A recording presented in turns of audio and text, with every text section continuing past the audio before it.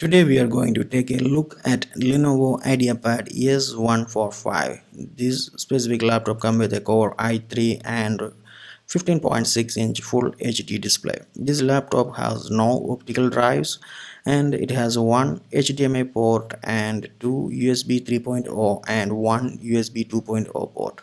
Also, it has a card reader and a headphone microphone combo. This particular model came with 4 gigabytes of RAM, DDR4 RAM, and 256 GB of SSD. As you can see, you cannot use a single hand to open this laptop lid, and it came with Microsoft Office 2019 and Windows 10 activated version, preloaded Windows 10 and Office with a lifetime validity, of course. And this laptop weight is around 1.8 kg and the battery life is 5.5 years. The one thing I don't like about this laptop is its display looks like the old Inspiron or something from 10 years ago, even though it is full HD on the paper. As you can see, I have several other laptops lying around and they all got better displays, because the viewing angles of this laptop is very bad. If you are watching a movie with your friends, your friends may not able to see the full colors. The viewing angle is extremely bad. This is specky. As you can see, it's Windows 10 Home, Kaby Lake i3, Lenovo motherboard, and 4 gigabytes of RAM, and 620 graphics. The one good thing is it has an SSD, 500 read and 400 plus write. That is pretty good because the boot times is less than few seconds, 10 seconds maybe. And the keyboard, if you ever use Lenovo Ideapad, the exact same keyboard, it's very smooth and no complaints there. There is no backlight, of course. This is around 33,000 now, and in big million days or the Amazon festival, my sister got it for around 28 or 29,000 rupees. The trackpad is okay. This is my mid 2014 Retina Macbook Pro. This is the best trackpad I ever used. The gold standard of trackpad. Maybe I never got to experience the new one, the Force Touch trackpad, but this is the best trackpad I ever used. And the second one is LG Gram. This is my second laptop. This is 2018 version, and this is close enough to the mid 2014 version. The Macbook Pro is not as good as the Macbook Pro, but this is close enough. Okay. And the trackpad is good for a Windows laptop. I never used Surface, so I cannot comment on that. And this is our Lenovo. This is pretty good, I should say, but the zoom in and zoom out is a little bit jerky, but other than that it's okay. It's multi-touch gestures are working.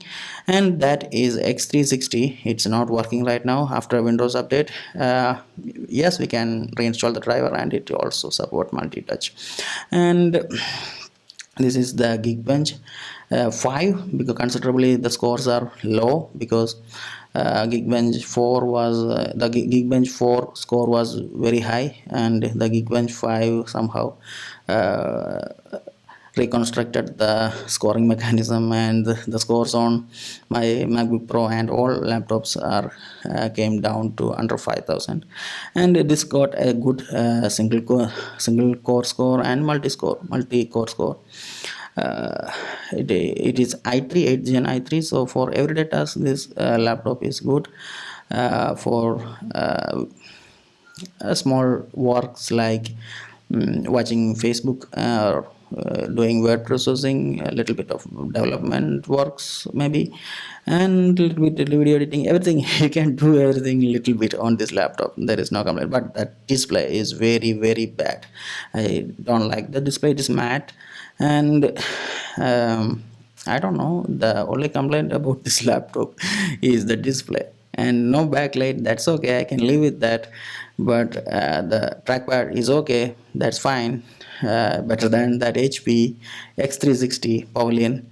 because that X360 keyboard and trackpad fails every now and then, or almost every now and then. Yes, every time a Windows update came, and it will play with that drivers, and we need to reinstall the driver or flash the BIOS again, and it's a lot of problems recently with that X360.